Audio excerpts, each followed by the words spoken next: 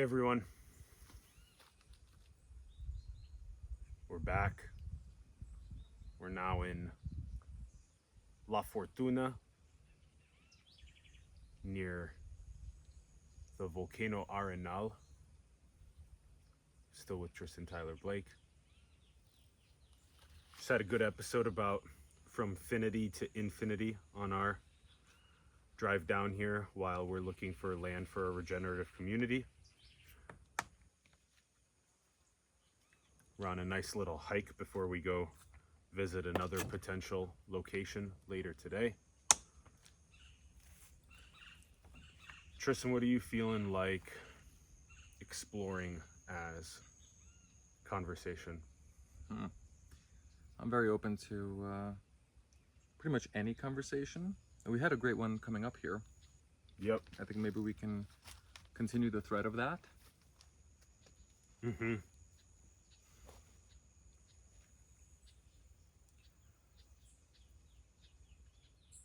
This morning, I was really interested in solving a problem with categorizing cells, cataloging cells, and the different types of, cell types and the types of receptors on them. And, there's a lot of complexity here, a lot of different types of astrocytes and glial and, blastocysts and all these different endocrine cells, and they all have their own subcategories. It's almost impossible to really visualize this or experience it until you map it. So this mapping technology is something really fun that's been on my mind. It's been on your mind. Maybe we can... That's cool. I like mapping technology as a place to kick us into conversation. Yeah. It also plays into our previous conversation a lot too, because you have both the mapping technology for finity and for infinity. So for finity, as Tristan started describing, you can take something like a stem cell and you can see all the different cells that it differentiates into. So you have heart cells, you have muscle cells, you have neurons, you have bone cells, skin cells, etc., immune cells. And so Neuronal cells. Yep. And so there's not only a complex way that form evolves in this creation, and to map that and create a greater understanding of the way to heal pathologies that develop, prevent pathologies from even developing, to gain insights into the exact code of life and the way that it promulgates and expands into more complex systems and flowers new species. All that kind of stuff is great. And then on the infinity side, the mapping technologies are a lot about seeing this style of analyzing form as one example of the analysis of a creation. So here we have a fundamental unit. It's like a cell in biology. And in another exploratory creation of ours, a different fundamental unit arises. An information cell. Yeah, an information cell. That's probably what AI is, like kind of the early information cells, like I guess packets. Yeah. Software is the kind of the nervous system, and these languages are for different. This thing does seem like it's some sort of computational organism, and Yeah, that's a good way to put it. yeah, and I get this intuition that there are systems that feed off of our computational capabilities of our brains, like, different, I think even organisms live on top of our conscious computational sort of horsepower, right? So something hacks into it and uses it in order to compute for it. We use machines to accelerate our compute and to scale, right? And if you anywhere you look, you see life everywhere, in every direction. It doesn't matter how small or probably how big. So, it's fun to think about these computational organisms, like even maybe what is a corporation or a government, but not some sort of networked organism with its own. You meet some of the people that represent these entities, and they go into into representation mode of, let's say, a company like IBM or something like that. They really take on the form of expressing the company's wishes through themselves. So and it seems that where is this computational identity stored in the brain? That I am a hybrid of co-network. I am hybridized with this computational organism. It may be a parasite, but it's a fun parasite to be engaged with. So that's the. As though the most macro level, absolute or highest infinity is both intelligent and comprehensive, and we act as the artificial intelligence, the machine learning in this creation to understand this finite expression of itself. And then in this one, there's a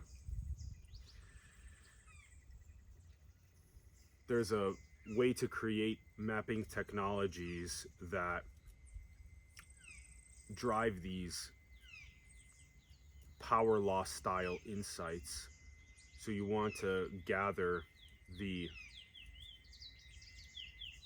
most fundamental units, like cells in biology, periodic table, subatomic particles, stellar formation, kind of like stellar catalogs. Yep. And then that gives infinity its ability to most efficiently create a mapping technology for finity, for this creation. There are two different instruments. Like there's instruments for observing nature and reality, right? A microscope observes microscopic things. An electron microscope observes the electron scale, right? The order of magnitude. So observing spiritual kind of states requires its own technologies, and that's an interesting thing to kind of like map out that. Now, what are those mapping tools that currently exist? So philosophy would be one of them, right? There's many religious traditions that also take a decent dent, to put a dent into kind of that space. But what are the modern tools that are useful for this? Can software be used to map the identity or meaning, or these kinds of esoteric things? Yeah, we talked about it a bit before our first podcast, was that we're using technology like HRV, heart rate variability, EEG, fMRI. We have these different ways to measure coherence versus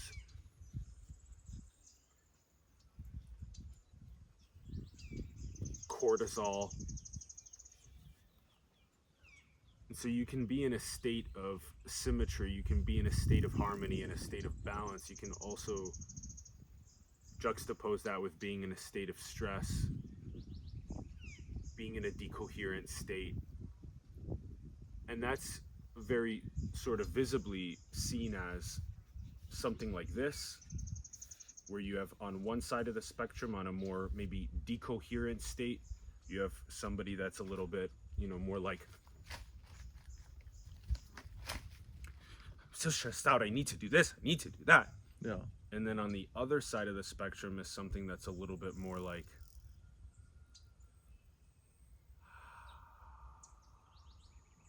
isn't this life beautiful? Isn't this life sacred? Isn't this life divine? How do we maximize human potential?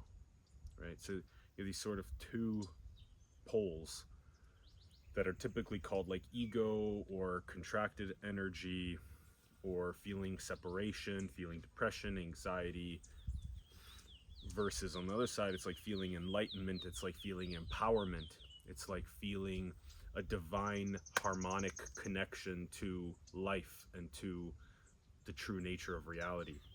I don't think depression is the opposite of enlightenment. In the sense of, first of all, I think it requires really challenging states in order to achieve even the first steps towards the direction of enlightenment. Like you need to pass through certain filters, you know, of your wandering, of your struggles. You need to struggle with yourself. You need to conquer certain fears before you can know thyself, right? So, and I think depression is, I think it's mischaracterized as kind of like, oh, bad or, you know, bad state. It's just a state that's reminding you that you aren't completely where you need to be. It's a unconscious sort of It's intelligence. it's an emotional guidance system. It's an unconscious intelligence that's trying to indicate that something is wrong. You know, your arm hurts. That's not your arm being a dick. It's your arm telling you, hey, fix this. And the moment you listen and you have the tools to deal with that, right? You do it, and all of a sudden the arm pain goes away. Or if you understand your body as a system, as an anatomical structure, then you can start even influencing your body's development. You know, so studying stem cells right now is very interesting. I think the time has come to ethically kind of, you know, this technology is falling out of the sky in the same way that asteroid does, right? These are innovation asteroids in a sense, and there's a couple of them. CRISPR, stem cell technologies, right? These 3D printing, all these decentralized approaches. So many things flying out of the sky that are going to fundamentally transform the human condition. Even some of the technologies that I'm personally working on, the mapping tech, right? For mapping not only scientific phenomena and like the chemistry and material sciences and all that, but also mapping the mind and the shadow, if you want to call it that, right? And reinterpreting it with different neurotilts, perspectives. So Oh, that's the first time I've heard that term. It's a cool one. mm-hmm. A neurotilt. Mm-hmm. Yeah, it's like a angle, like a neuro angle. Uh-huh. Yeah, that kind of falls also into that spectrum of ego to enlightenment as well. Your neurotilt, if you're more enlightened, is usually more peace and more joy, and if you're more egotistical, it's usually trying to extract from other people, things like that. And That extraction thing, that vampirical thing, can we kind of pin on that for a sec? yeah, it'd be interesting to also unpack how to map from not only the analysis of form, but also the analysis of, like we've been talking about now, these states of consciousness, these neurotilts, these neural angles, these states of dissonance versus harmony. Lenses, they're like lenses of perspective. So you can adopt the visual perspective of, say, something, and I've been doing this a lot for my work and for my even kind of explorations, my projects. You can map the world as a social network would, right? You could see it through the lens or the eyes of a social network, and that gives you a networked perspective of the world. You could also take on the bacterial and viral perspective. You could really think like a virus if you have to understand these things. And viruses are simply delivery mechanisms. It's like the UPS, but a biological form. These are supply chain and logistics experts. And man, if you even learn to interact with them, you can start delivering medicine and therapies destroying cancers, delivering antigens and special proteins to cells directly. It's the programming of biology. It's very, very exciting. Virology. Yeah, it's super exciting. I like how you called it the UPS. That's funny. That's a Yeah. really good way to put it. Yeah, supply chain. Yeah, the viruses are supply chain experts. They use us as transportation like we are big ships for them, and we transport them around. Yeah. That's the only purpose we have. And I've been reading a lot of books on virology, and it's kind of just by shipping all the produce around the world, you're taking bacteria and little microbiomes and stuff from one place of the earth to the other, and that's having significant consequences on local genetic diversity, and it can kill crops, it can damage ecosystems, you can introduce pests and parasites into the system. And we're only starting to learn right now that we even have a relationship with these masters of this current earth. They're bacteria. We are guests here in this hotel, Mm-hmm. and we need to act a little bit more like we can't trash the room. Mm. Yeah, we've been talking about this for a while now, this sort of 3.5 billion year evolutionary ascent for especially these single-celled bacterial organisms, and acting as vehicles for them right now in our gut microbiome. It's a really fascinating one that we've talked about on the show for a couple of years. Yeah, it's good. I like mapping technologies both for finity, for understanding form, and also for, in a sense, for infinity, which is mapping both the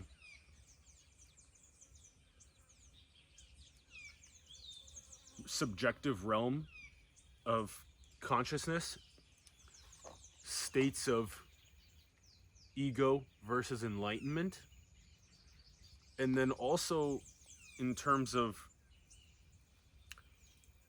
this being just one of our expressions, one of our creations.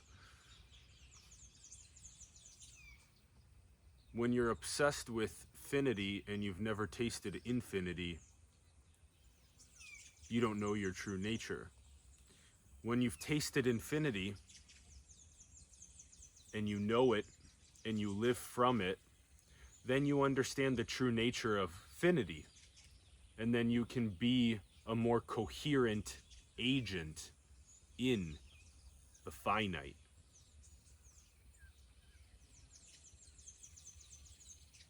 And then the mapping technologies work for both the finite, they work for the consciousness, and they work for the infinite.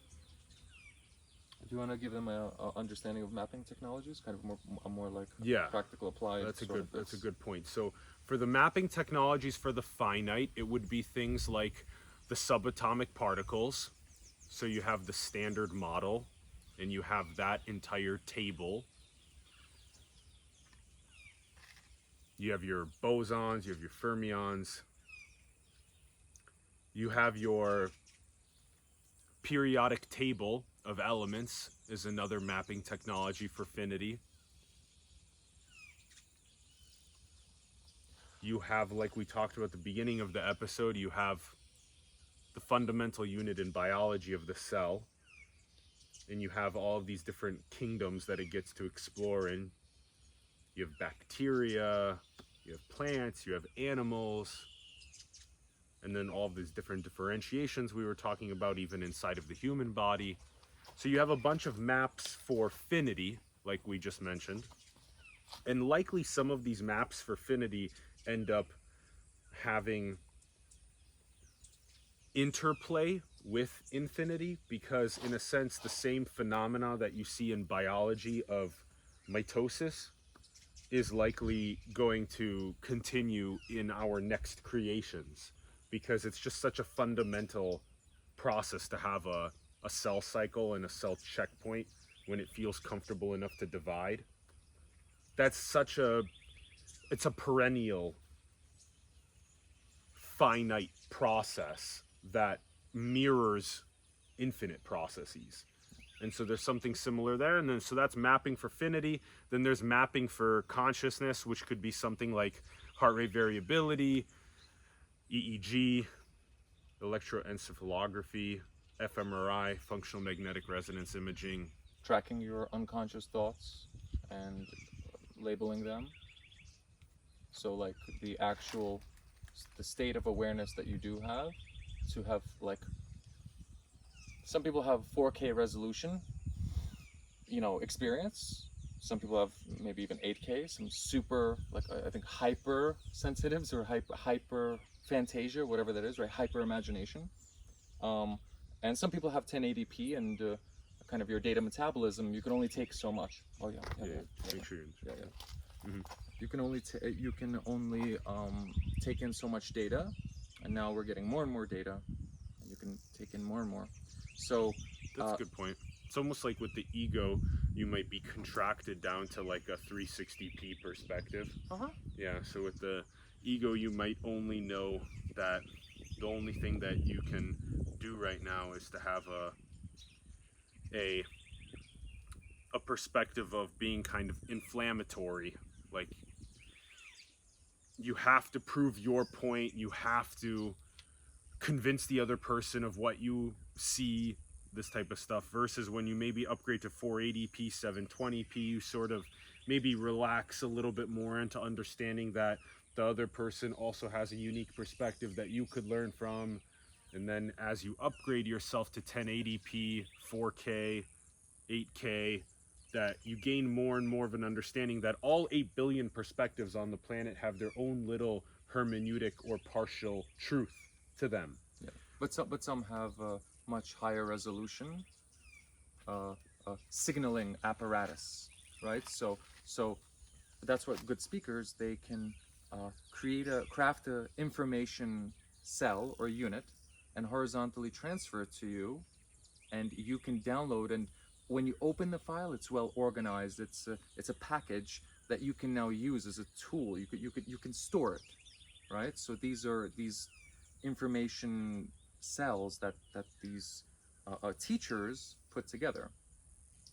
And the highest resolution ones, it's kind of like, in order to, so let's say we want to watch a high quality HD movie, we need a hard drive, sufficient hard drive to store that, and a sufficient screen resolution to display all the pixels. Otherwise it's going to freeze, it's going to be a incomplete experience.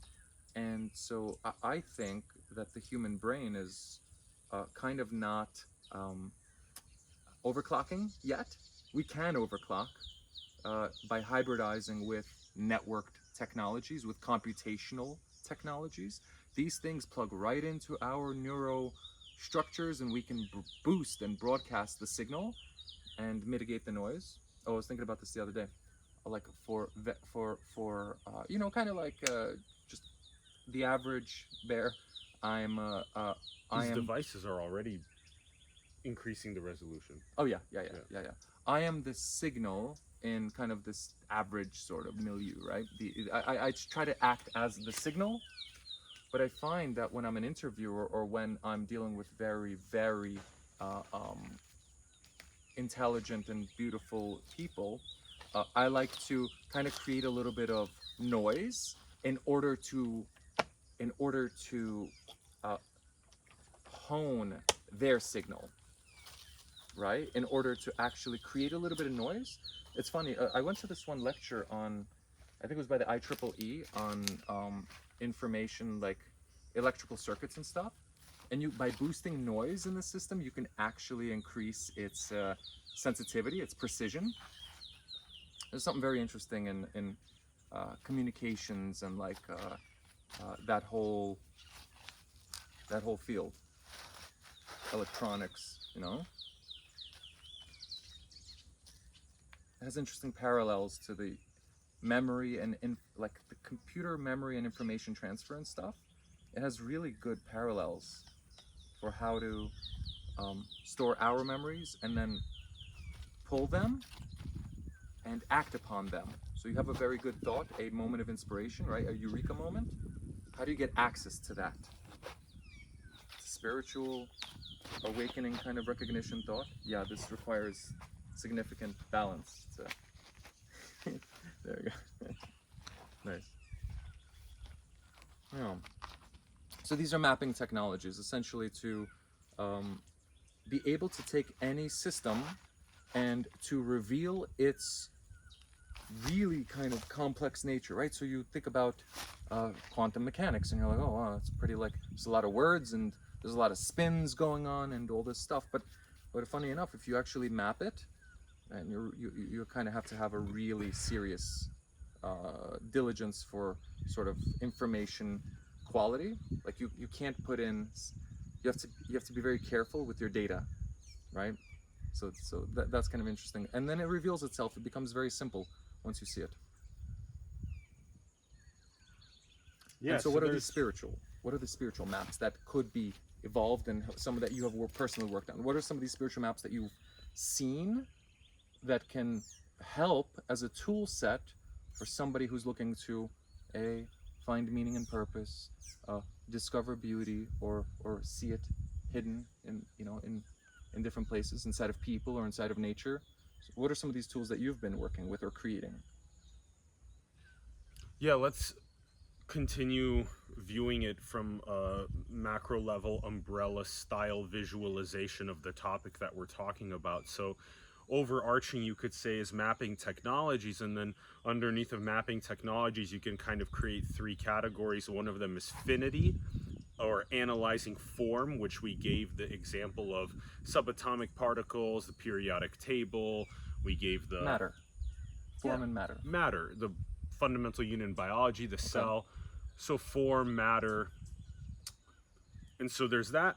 And then there's a mapping technology for consciousness, spirituality, awareness, from the ego to more enlightened states, leveraging heart rate variability, EEG, fMRI, like we've been talking about.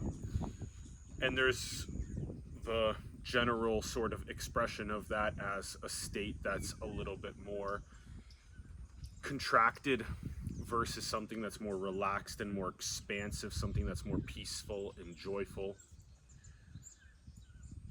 And then the utility, like a social template, social, like kind of civilizational models of cooperation, like powerful new vocabularies for really high bandwidth information transfer and cooperation protocols. So that's kind of one of the things. Yeah, so one of the main aspects to the utility of having a mapping technology for consciousness, spirituality, awareness is that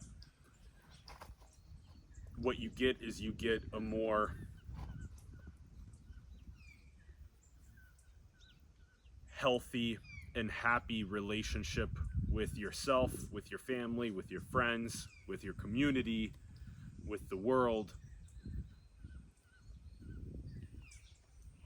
And there's also a lexicon or a nomenclature. There's a categorization that then makes it so that you can actually put a word to the North Star of doing gym repetitions in order to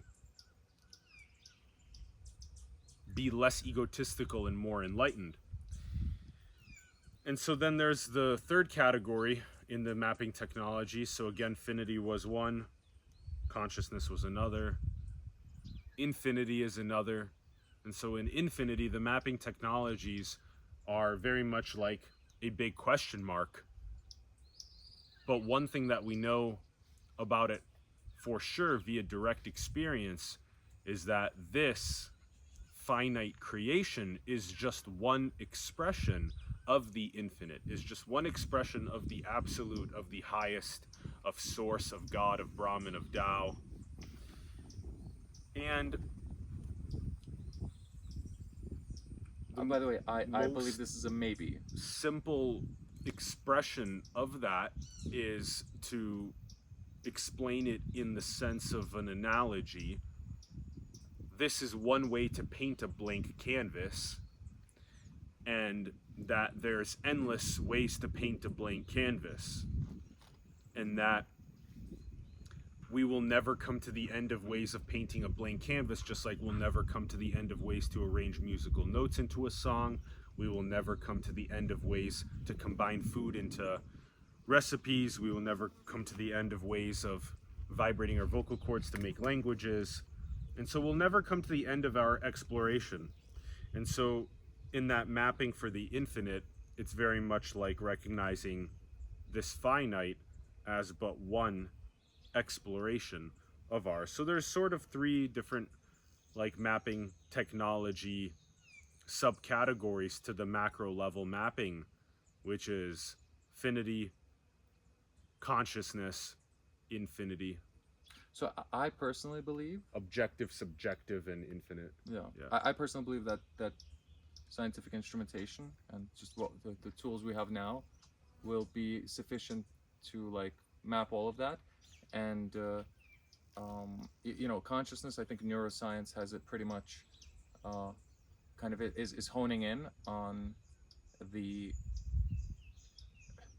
clearest understanding of perception so far, and how it works, kind of like all the cellular and neuronal firings that take place to make that happen, right? So definitely neuroscience is the neural correlates of consciousness are getting mapped out, and we're on the way, and we're getting closer and closer. And I think lies in there the answer to what is consciousness and how does it work.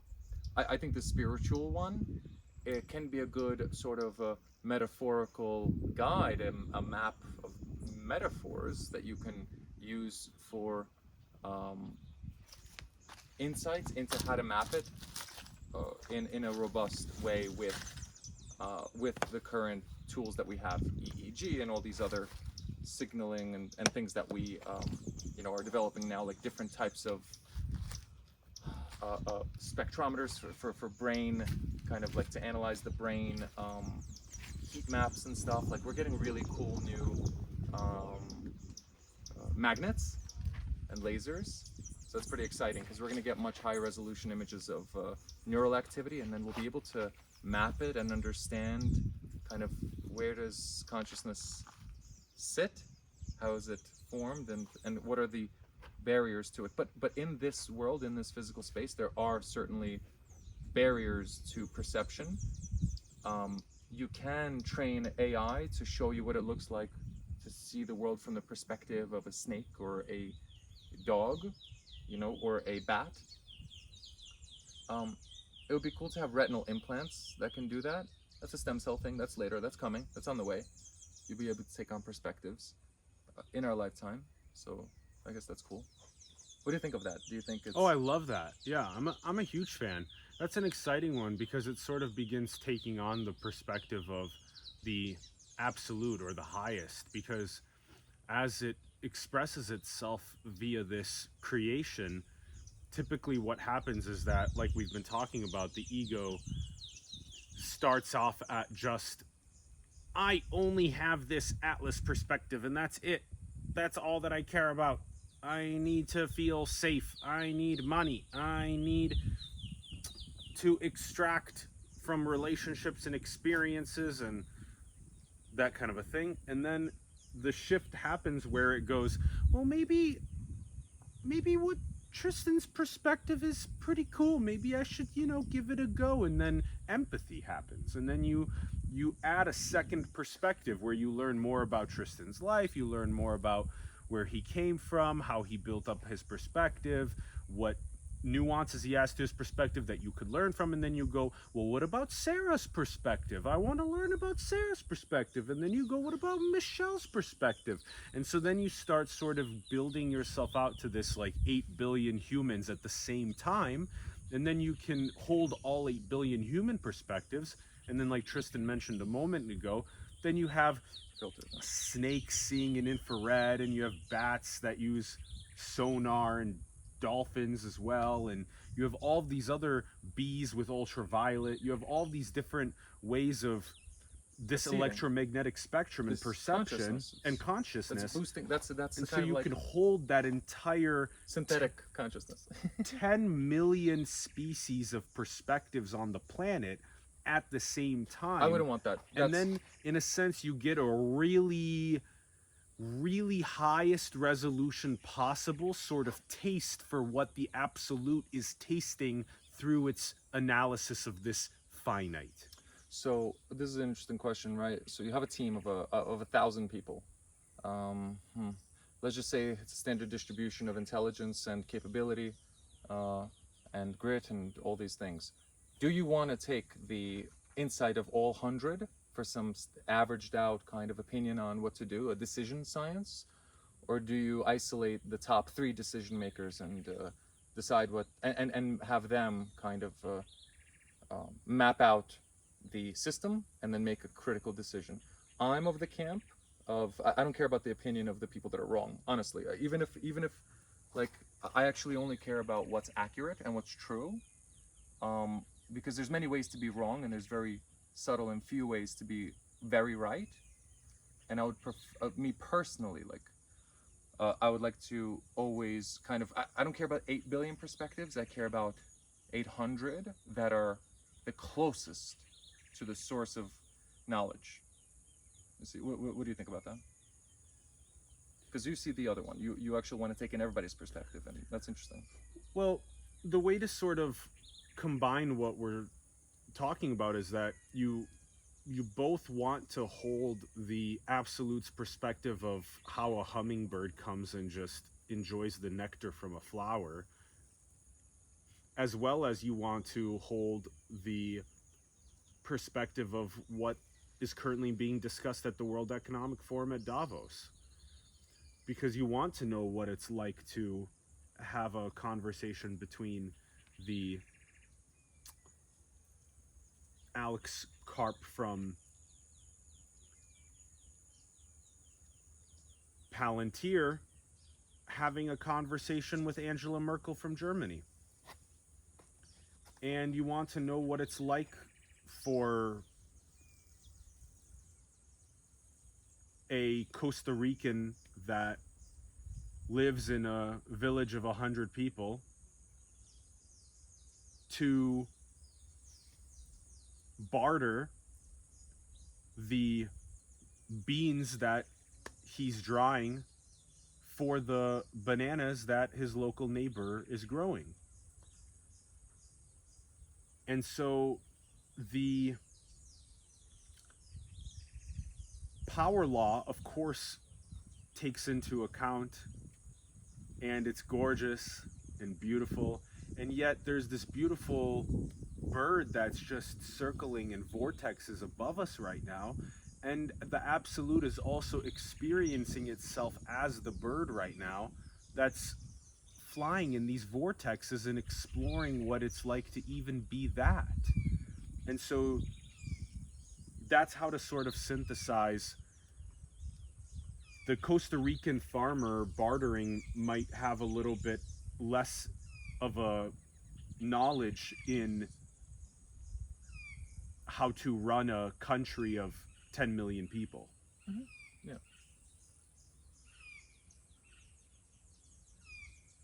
But they may still be able to add something quite interesting or effective into the conversation that around bartering or around peace or around joy or around meeting basic needs or subjects like that, that maybe somebody that's in a suit and tie that stays in the Four Seasons hotels might not be seeing.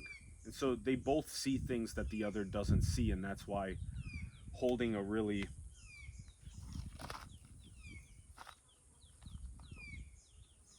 absolute perspective around trying to intake the entire taste of the creation is so beautiful.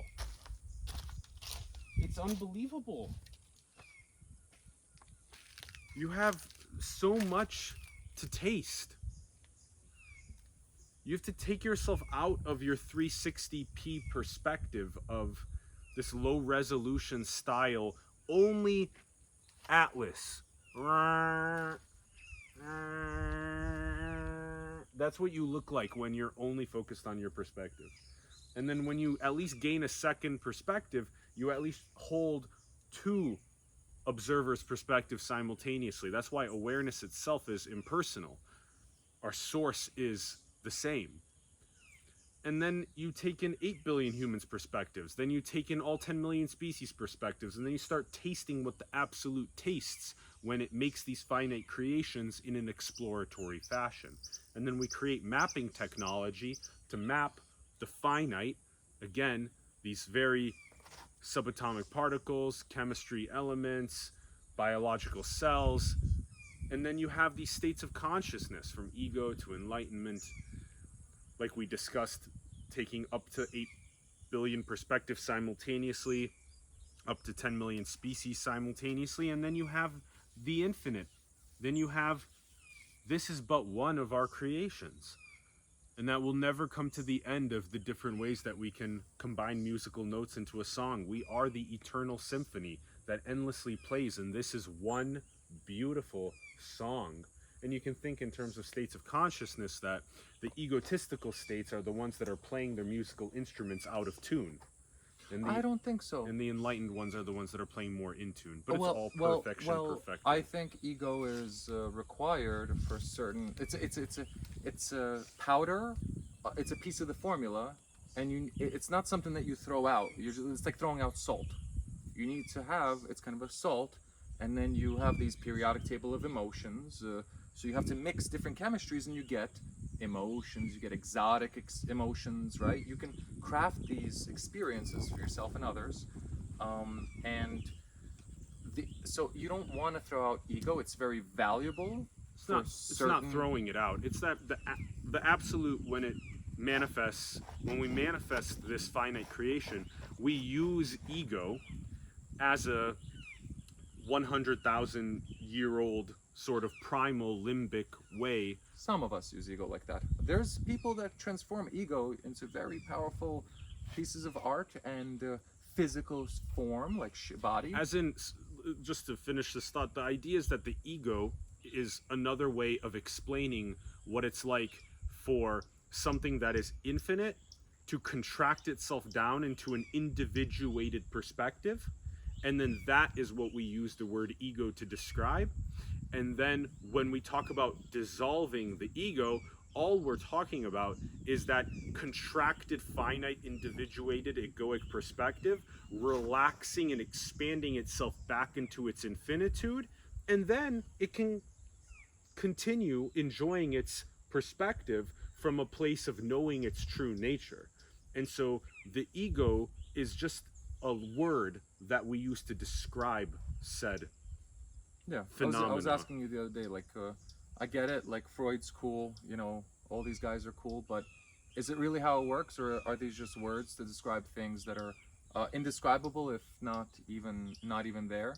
Like, how much of it is... The contracted is totally there, and then we just use the word ego to describe it.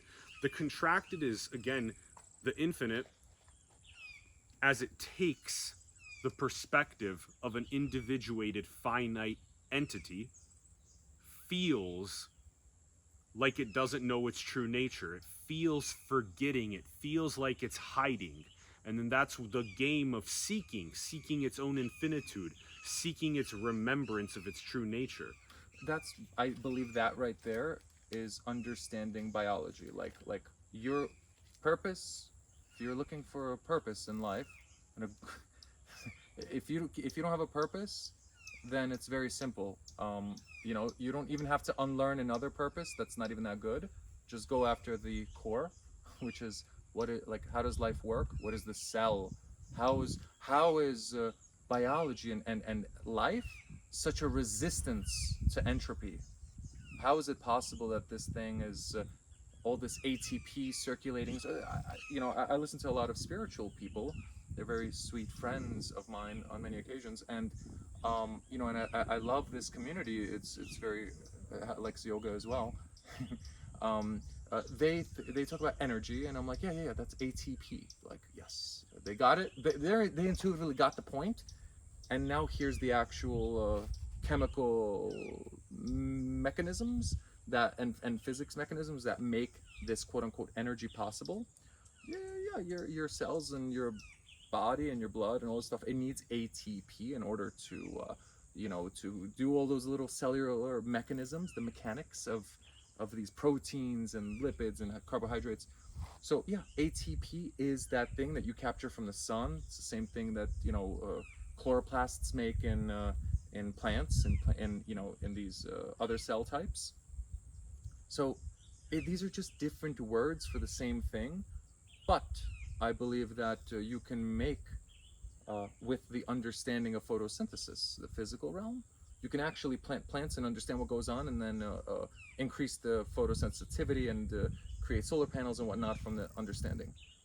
How is this spiritual mm, energy? This is like we've been talking about this in the car, and I really love this area because I think this is the intersection between science and spirituality, and I think both have significant value.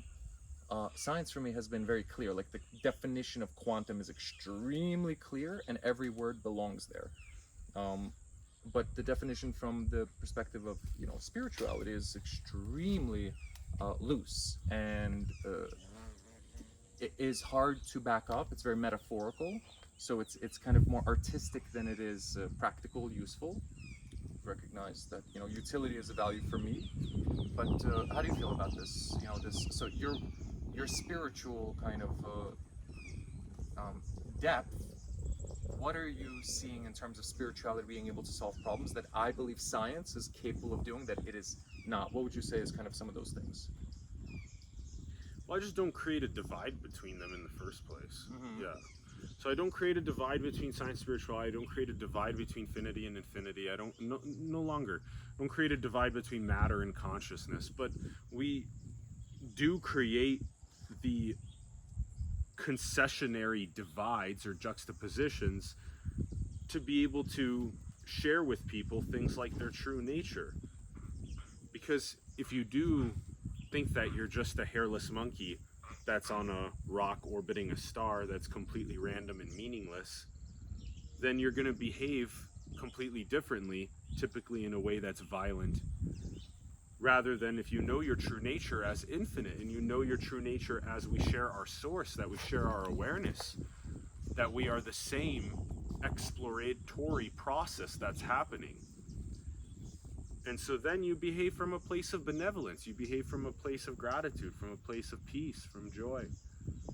And so you merge science and spirituality, you merge consciousness and matter, you merge finity and infinity.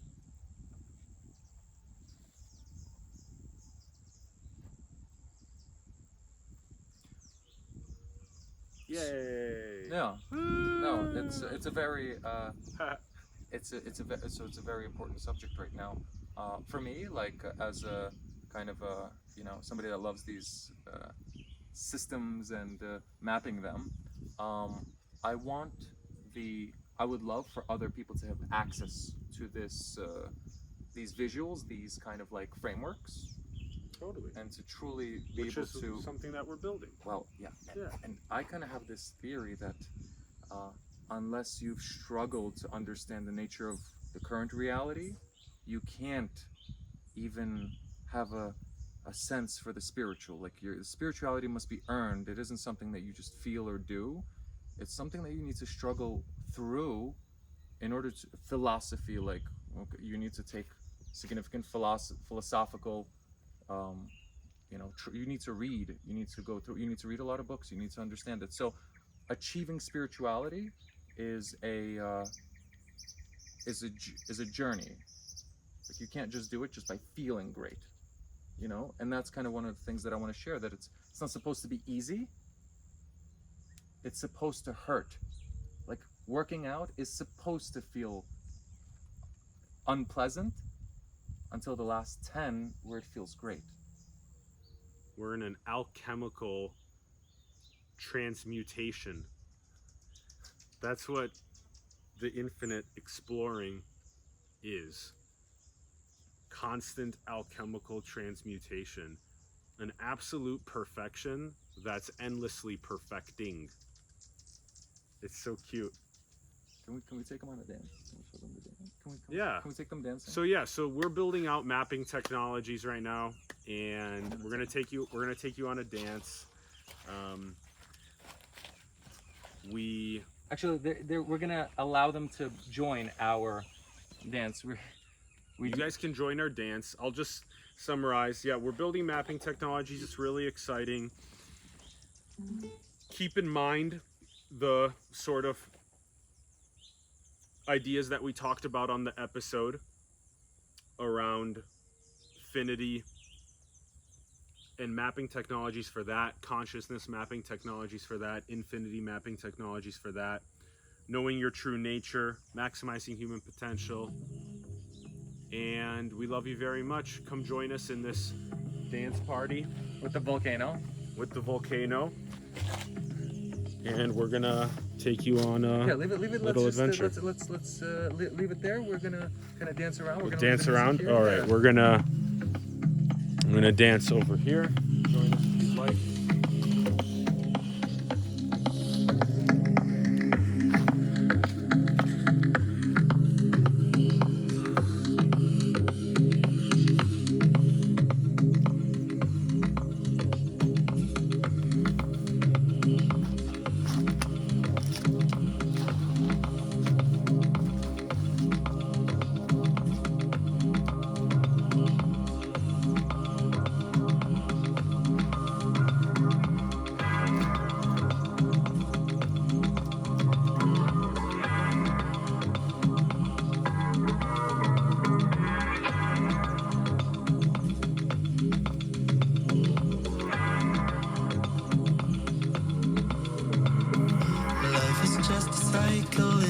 It is quite unlikely that you'll ever be as happy as a kid.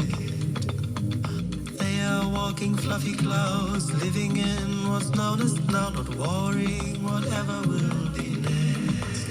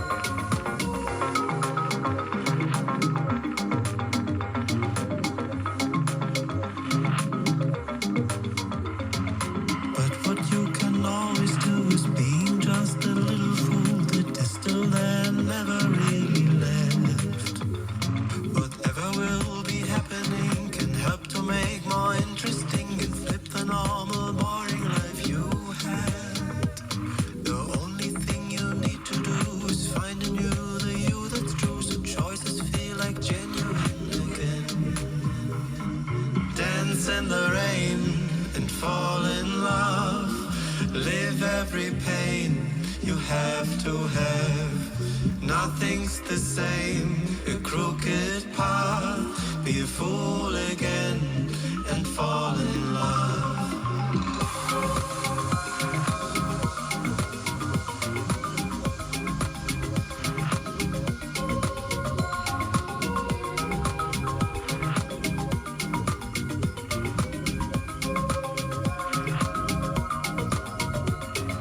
Dance in the rain and fall in love.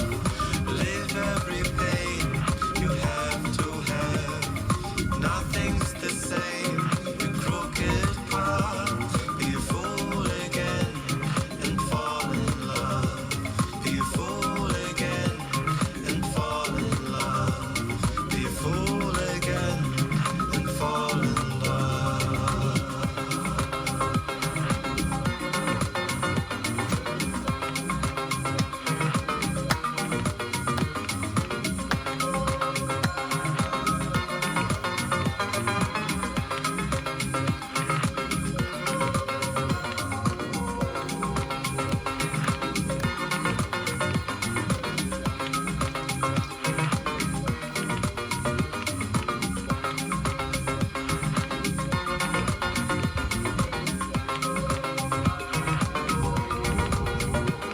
Be a fool again and fall in love. Be a fool again and fall in love.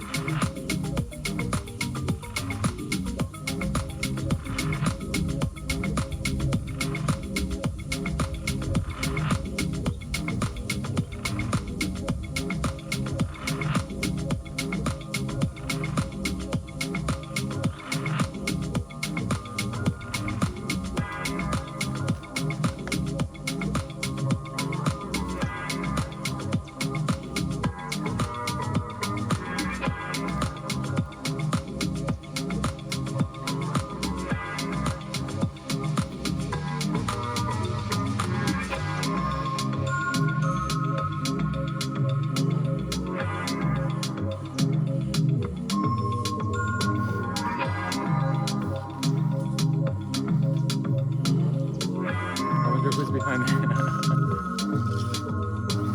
Dance in the rain and fall in love. Live every pain you have to have. Nothing's the same, a crooked path. Be a fool again and fall in love. Be a fool again and fall in love.